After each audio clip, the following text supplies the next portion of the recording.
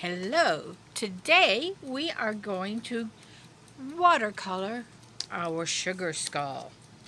Now what you will need is the drawing of your sugar skull, and we have a tutorial, a step-by-step tutorial on exactly how to do that. We also have a download. If you go to our website at Red Toad Art Studio, you can get this instructional sheet absolutely free. For the first part, you'll need your drawing and a pen and an eraser because we're going to ink it and get it ready to paint. So let's just do that part first. Now be careful of the pen you used. I grabbed a pen yesterday that I thought was waterproof, and it was not.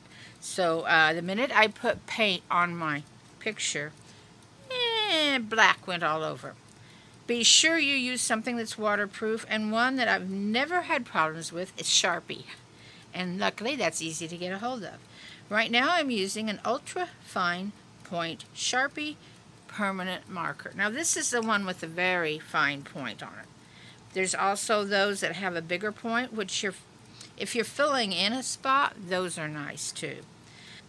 Now, with inking, we go over our pencil marks as careful as we can, but don't get frustrated if you don't follow it exactly, because we will be erasing those pencil marks. So it's not going to be obvious if you didn't follow it exactly. Another thing to know is that you don't always have to keep the same width of line. There may be spots where you'd like to make a thicker line, and there's also spots where you will want to fill in. I fill in quite a bit. I will fill in on these eyes and the nose because my black and my watercolor set, it's easier to get a good gray out of it than a black. So just keep on following your lines. Now, it's a good idea with ink, even a good ink, is to start up here and work this way if you're right-handed, or if you're left-handed, go this way so you're not rubbing over your wet ink. Now this ink dries very quickly and it's very nice. I'm going to continue inking this, and I will be back with you in a few seconds. Alright, I'm almost done with the inking of the lines, and I want to show you some places where I will actually fill it in. Now that's up to you because you may rather paint some of these in. His nose and these little spots around the flower in his eye, I like to fill those in.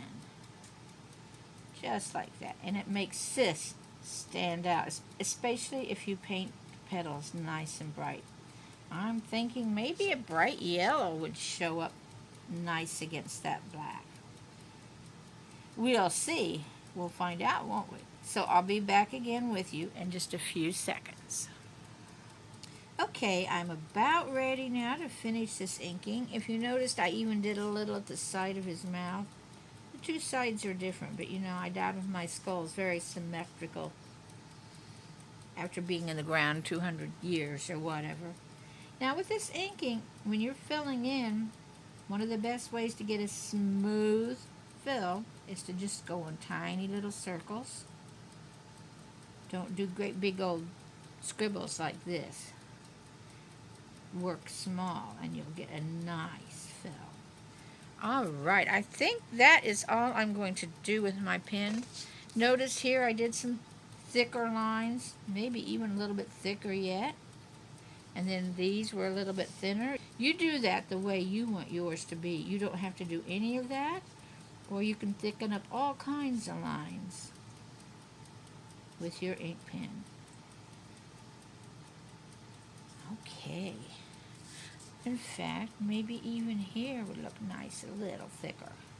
Now, the next thing we need to do is erase any stray lines that we have.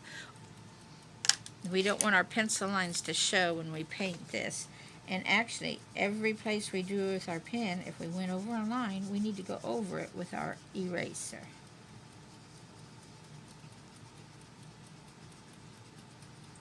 Alright, it looks looks like I have most of my lines erased. Now I'm going to get my eraser crumb brush, clean off my picture because I don't want any of these crumbs in my paint. There we go. Probably need to do a little here on my work surface too. Alright, now let's get ready to paint. We can put away our pen and our erasers. Now we need to tape our picture down so it won't wrinkle too much. And I did use mixed media paper, so it will wrinkle some. Watercolor paper, if you have it, is always the best if you're going to watercolor. I try to cover up about 1/4 of an inch to hold it down. A clipboard is very good for this process if you have a clipboard or just a piece of plastic that I'm using here.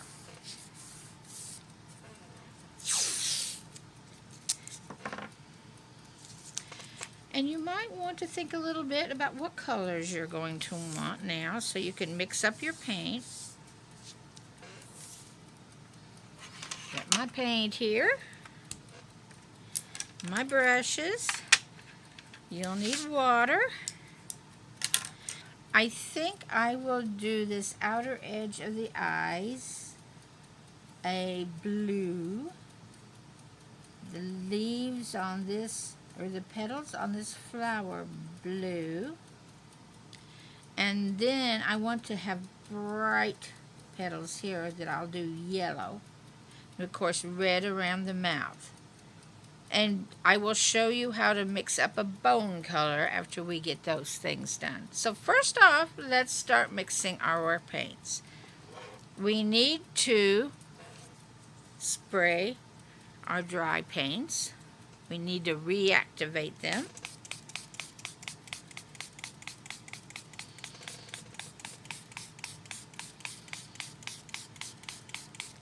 Now I had a blue going here yesterday. So I'm going to add a few drops of water to that and add perhaps a little more blue. Now it's good for me to check my swatch. I want to use the lightest blue right here, which is right up here. So I'm going to add a little bit of that paint to my palette here. Mix it up. Rehydrate yesterday's paint. Now I really haven't let these paints set long enough. They're still a little dry.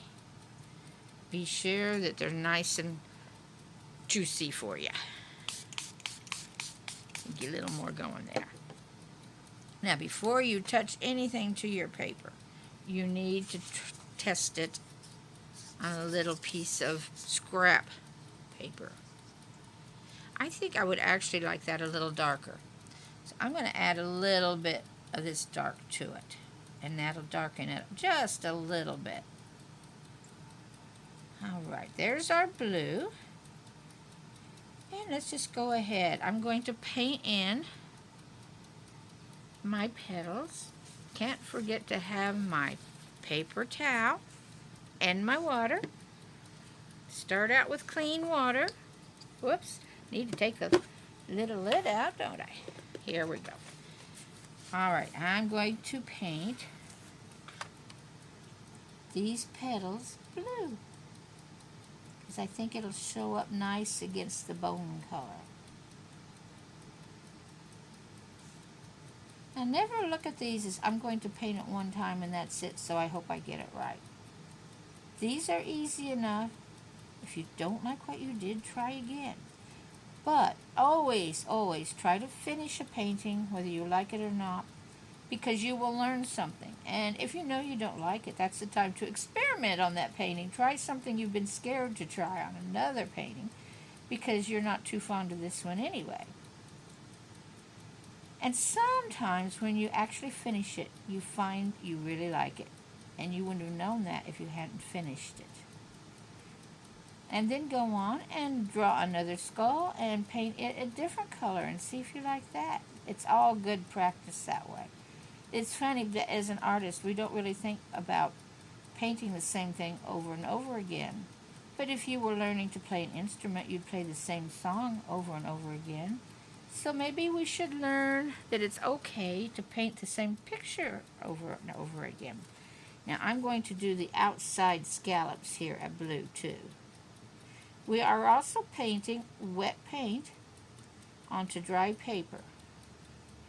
We're not doing wet on wet for this because these are tiny little spots and we want to have control of that paint. Wet paint on dry paper gives you much more control. Wet on wet is exciting because you really never know what that paint's going to do. And it is pretty much up to the paint to decide what it's going to do. And it can have some wonderful results.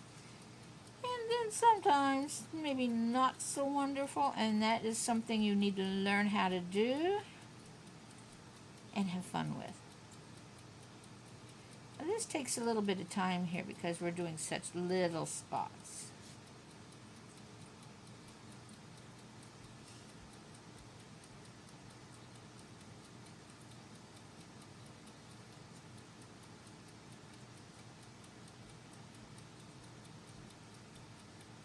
But I do like this blue. Remember, this was a mixture of the two blues. Mostly light blue with a little bit of the dark blue added in.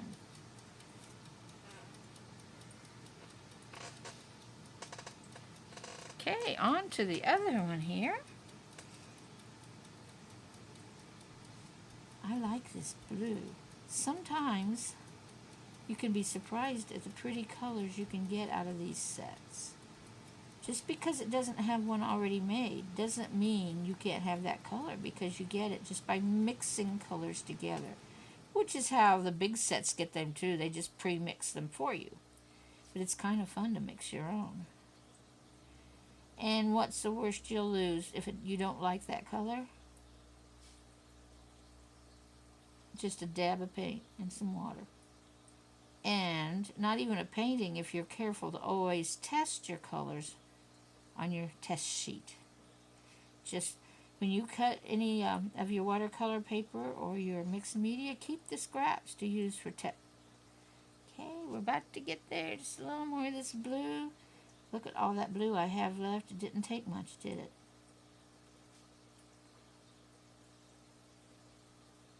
I like. I'm not sure, I'll be honest, I'm not sure how well I'll like the yellow for the eyes, but I want something light colored there so that that black shows up well. And yellow is probably a light enough color that if I don't like it, I can let it dry and paint over it. Now, on watercolors, if you want to do layers, you have to be very patient and let them dry in between before you paint on top. We can add some paint right now while it's wet. But if we want to add a whole layer on top, we need to let it dry some. All right. Now I think we will move on to the red around this mouth. I think that's all of the blue we're going to do. And I don't want to paint right next to wet paint, because then it will kind of flow together and blur my paint, and that's not always what we want. Sometimes we want that, but I don't want that right now. Now, red, you might have to consult your chart because it's hard to tell the reds and the oranges apart. But my red is this one that lives right next to black.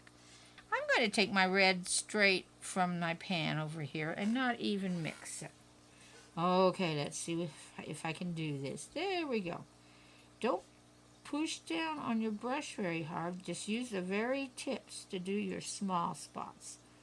If you learn how to do that, you don't have to have a whole lot of brushes hanging around. You can do a lot with the one brush. I like the round brushes. I think this is about a size 5, but the sizes vary by brand. So that's something you'll have to watch out for. Here we go. Pretty soon you'll find you have a favorite brush, and that's the only one you want to use.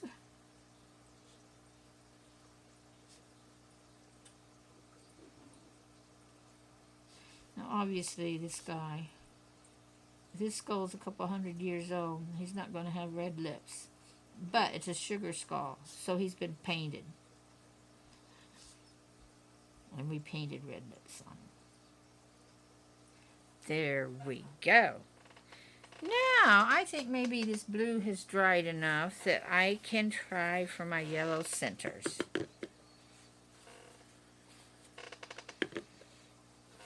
And I need to reactivate yesterday's yellow.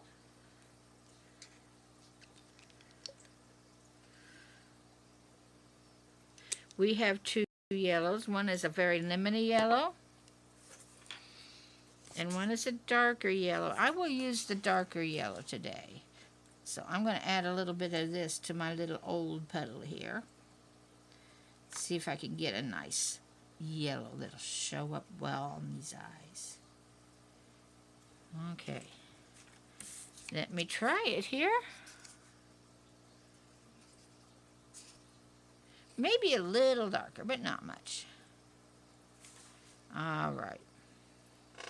Now I'm going to do the petals and the eyes. I should have done the center of this eye red while I had red out, because I think it's kind of neat to give a red eye. You can do that whatever color you want, obviously. This is your sugar skull. Part of the fun is choosing the colors. I think the yellows are going to work here. Okay, a little more.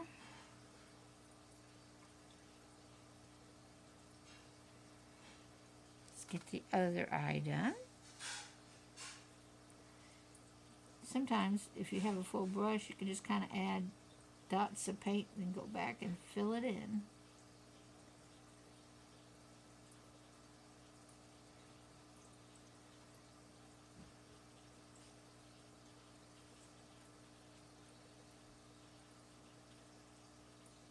There we go.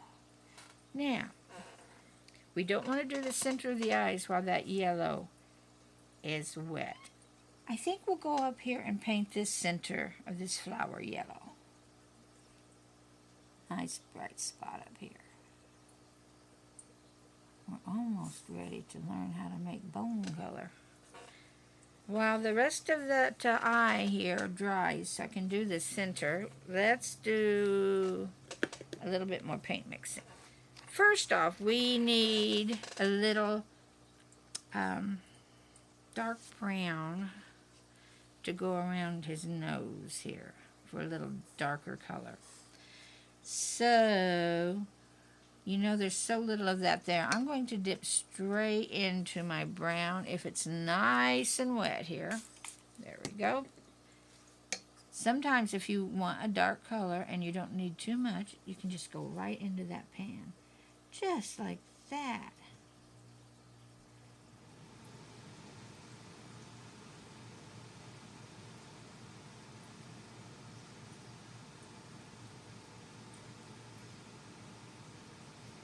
Most of the time we will paint with our mixed colors. But if we want a dark color, I shouldn't say dark, intense color, we can go straight from the pan of paint, just like I'm doing here, and fill that in. We also did that with the lips. There we go. It's actually a little darker than I wanted, so I'm going to go in and pick a little of that paint up and rub it on my paper towel.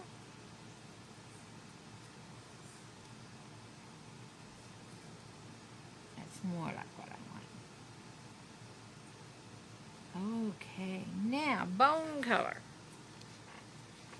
Bone color is a mixture of brown that I just used, the one right up here, and yellow. So I'm going to take brown paint and mix it in my yellow paint. I'm just going to scoop some up here and take it to my yellow and mix. Now look how that instantly made a light brown. This may be all we needed to do for this. Well, try it out on my scrap piece of paper. Did we get a bone color? Look at that. An old bone color, because 200-year-old skull isn't going to be white. Actually, let's see. One thing to remember, watercolor always dries a little bit lighter than what it looks like when it's wet. So I think that's what we'll use. Although I think I may add just a little bit of water to that and make it just a little bit lighter. The more water, the less intense the color will be. Let's mix that up and see what we get with that. Yes, I like that better. Do you see the difference? Just a couple drops of water did that. Now, we need to be sure everything is dry on here before we start painting the skull area. But I think I see a few wet spots. But I'll start up here. I think I can do it. And we're just going to paint the skull this light tan, coffee color almost, or tea, old bone color. Now I'm going to kind of stay away from the edges at first, give them all a little bit more time to dry. And we're just going to paint this in. And it's okay if the paint is a little mottled, if you don't get it all evenly colored, because it's an old bone.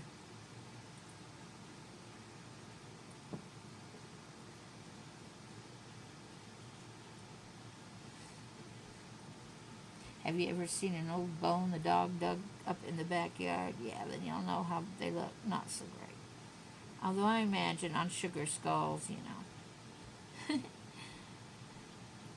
we don't have to much worry about it, because my guess is, did you listen to the name? Sugar skull.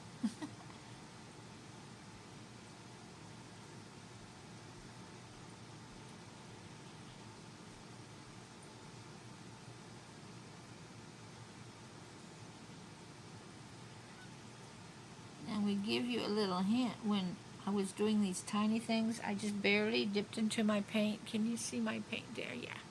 Like this.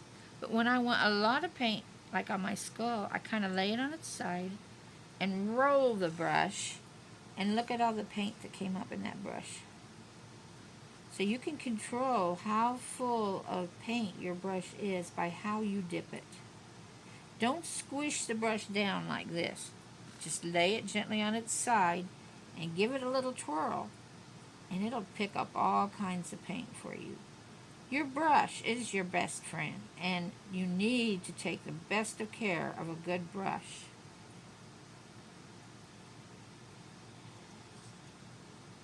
Now I got some red from my fancy lips there. Let's see if we can kind of spread that out. That might have to be fixed, but let's go ahead, and I'm going to get the rest of this part painted.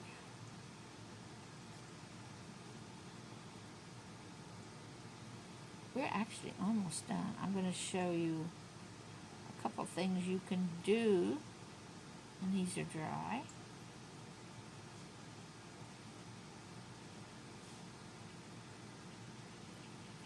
If you come up here and see that it's dried and it's starting to make some hard lines you don't want, just rub your brush over those hard lines, and that paint will dissolve and you can smooth it out.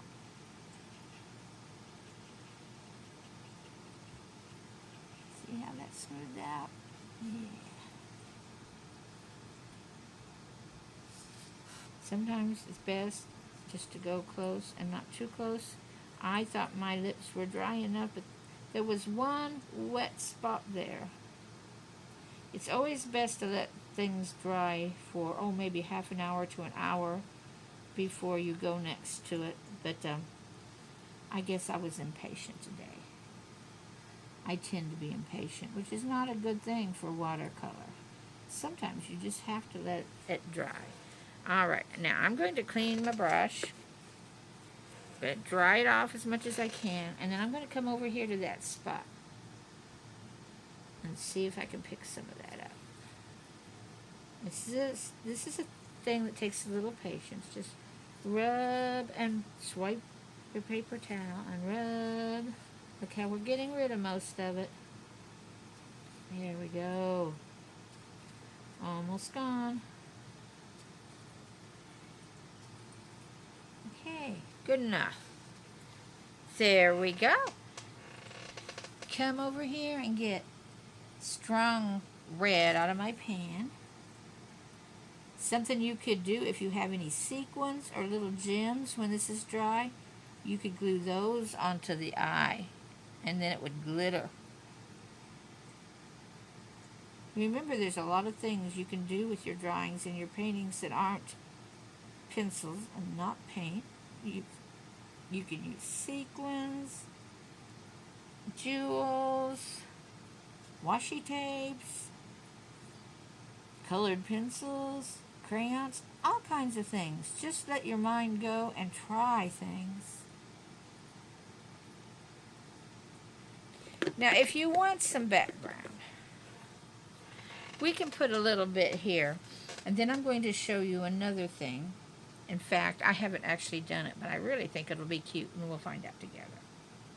We need to do a little bit of wet on wet, just a little bit out through here, and really, you need to be careful. I'm still a little wet to do that, but we're going to go ahead and try it. I'm just going to add a few little wet spots. We're not going to worry about filling in the whole background. And then we're just going to dab some paint in it, just to give it a little bit of a background. And you don't even have to be real careful with that.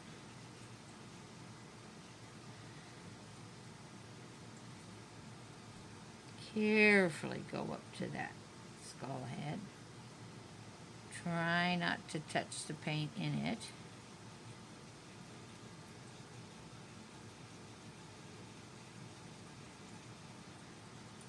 I want to get rid of those little hard spots. And just do a little bit over here where we dropped it in. And that's usually about enough. We don't always have to have full backgrounds with our watercolor paint. We're going to do something else with this after it dries, and I'll show you a picture of that. I want to cut my skull out and mount it on like a piece of Halloween pattern paper and see what that would look like. And I get my pattern paper from either the art store. Walmart carries scrapbooking paper, which works well. I have seen sometimes pattern paper in an office store, or you can order it off of Amazon, or make your own pattern. You've got paint now? Hey, make your own. Okay, get this little spot done, and we're going to say this guy is finished. Now I would leave it here and let it dry, probably for a half hour to an hour before I did anything more with it. So I'll have to wait a while before I try what I want to do out. But add just a little more paint over here.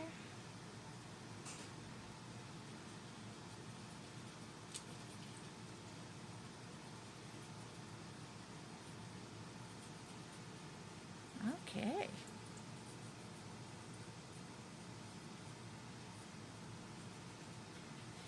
Now let it dry, sign it and date it, and you're done. All right, my sugar skull is pretty dry. Now really it'll take overnight before it's as dry as it can be, but I think it's doing pretty good. This is the stage where we need to get us a pen and sign it and date it. And then you can do what you want with this. You could frame it or put it in your art journal. I'm going to show you another idea of something you can do with this. First, I need to get it untaped. And remember, pull the tape away from your painting so that you don't tear your paper. And use painter's tape if you can get a hold of that. It's the best I've found. You might be able to get away with washi tape, but be sure and try it first on a scrap piece of paper. Now, I am deep into scrapbooking. And if any of you are too, let me know, and we could put some scrapbooking ideas on our site if you like to scrapbook. I am going to cut this out and make a scrapbook embellishment with it. So let's see how that goes. Be sure it's dry enough to cut, and I'm going to cut around my skeleton head. I like to get rid of some of this excess paper when I start. Alright, now that was around, but not very good, was it? So now we're going to do a very fussy cut. Fussy cut is where we're very careful with what we cut. Around my sugar skull, because Halloween is coming. Where I'm at right now, it's not very far away. In fact, it's at the end of the month I'm in, so you know it's October. And I like to take pictures of my grandkids in their Halloween outfits. So I am going to use this for this year's scrapbook page of my grandkids. So cut it out as well as you can. Now it's hard to follow that black line and keep it in there. So I am going to paste it to a black piece of paper that will give me back my black line. We're going to paste it on here and then cut out with a little black edge all the way around it. Now I'm just going to use plain old school glue. You can use any kind of glue you want. You just don't want it to be so wet that it wrinkles your skull head. Because I want this to be in my scrapbook for many years to come.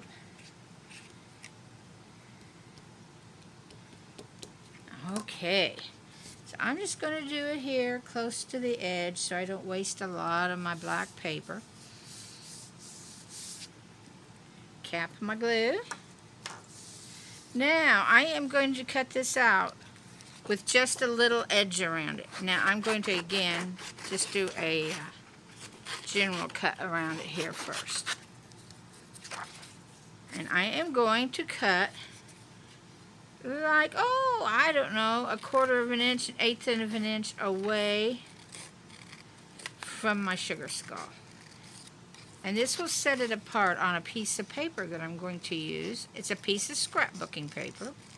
You can get scrapbooking paper at your craft stores. Walmart sells scrapbooking paper. Amazon sells it. And I have seen some pattern paper even at office stores. I went and found a Halloween design in my paper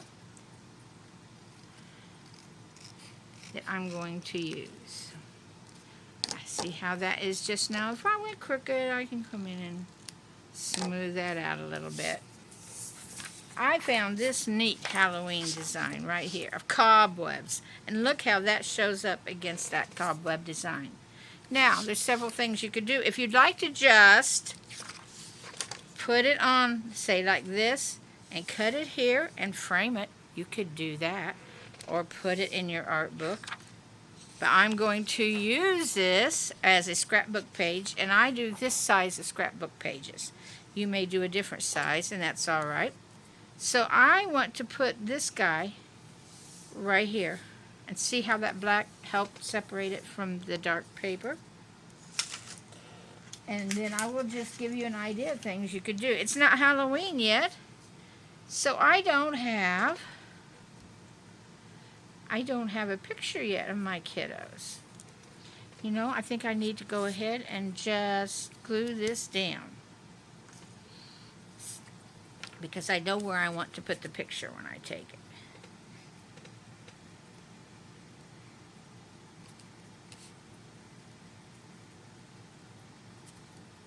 Now for heavier things like this, I do like to use a little stronger glue, but we'll see what this will do. I'm going to put him at an angle here. Here we go. Now, when I get my picture, I intend for my picture to live right about here. I want to write about that, so I'm going to tuck in some writing paper and then another Halloween embellishment. And look at what a cute scrapbooking page I will have using my sugar skull.